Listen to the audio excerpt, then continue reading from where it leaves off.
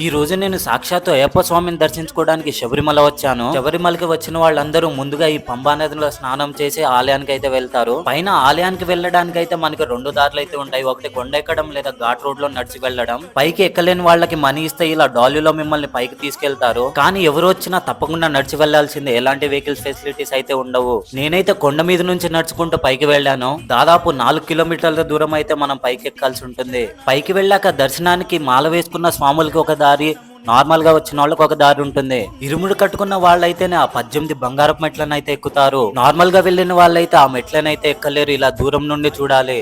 అయ్యప్ప స్వామిని దర్శించుకున్న తర్వాత జీవితంలో ఒక్కసారైనా దర్శించుకోవాల్సిన ఆలయం అనిపించింది. మీలో ఎంతమంది వెళ్లారో కామెంట్ చేయండి. అండ్ ఈసారి మాల వేసుకున్న వాళ్ళందరికీ good news. Ayyappa gardening services వాళ్ళు హైదరాబాద్ నుంచి శబరిమల వరకు సైకిల్ యాత్ర నిర్వహిస్తున్నారు. ఈ యాత్ర డిసెంబర్ 11 హైదరాబాద్ నుండి స్టార్ట్ అవుతుండే. డిసెంబర్ 31 వరకు అయ్యప్ప సన్నిధానానికి చేరుకుంటారు. ఈ యాత్రలో వెళ్లాలనుకునే